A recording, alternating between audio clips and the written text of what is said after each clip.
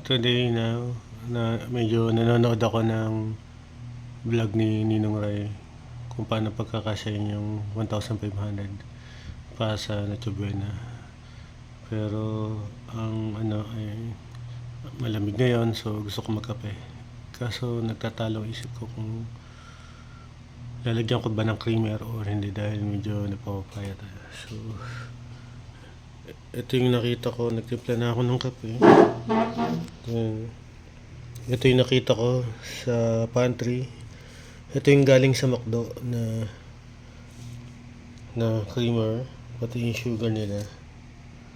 So gusto ko malaman kung ilang calorie itong sugar at itong coffee milk. Itong sugar ay chinat GPT ko, so about 20 calories lang kasi around 4 calories per gram. So sa tingin ko mga 5 grams to, not sure. So hindi naman siguro to tataas ng 5 grams kasi ito 3 grams eh. So ito na lang coffee creamer yung kailangan malaman kung ilang calories to. So mahirap siyang basahin pag yung sa karaniwan lang kasi maliit ang mga font ng packaging. So ngayon binidyo natin para ma-zoom natin. So i-label natin Coffee Mate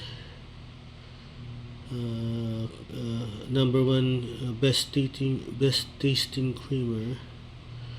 So ito yung galing sa McDo eh, kasabay nito kasi black lang ako eh pag nasa biyahe para hindi ito eh. Since nasa bahay naman at gusto ko mag chill dahil mag-isa lang tayo sa bahay, so mag-creamer tayo. So label read na natin mga kapatid. So ayan, serving size 3 gram,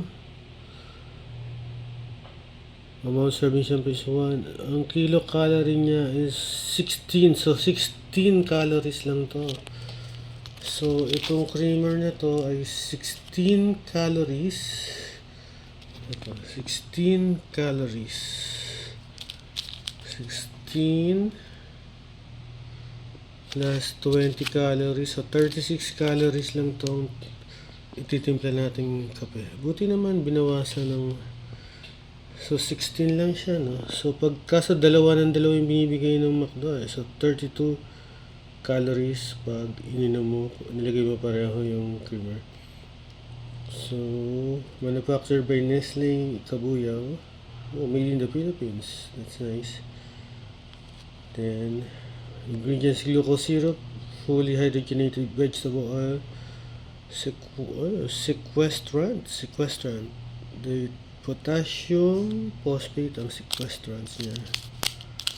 Then trisodium citrate, sodium polyphosphate, mga preservatives na to. Caseinate, yung caseinate yung parang doon ako allergy, so mag-ailong ko dito sa caseinate kasi ano to eh, parang yung milk protein or something.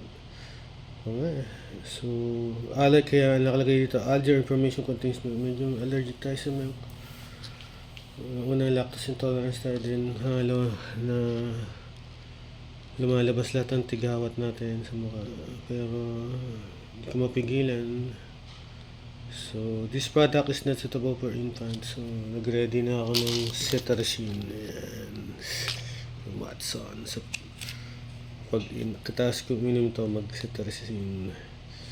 So yun lang guys. So Coffee Mate 3 gram creamer is energy 16 calories.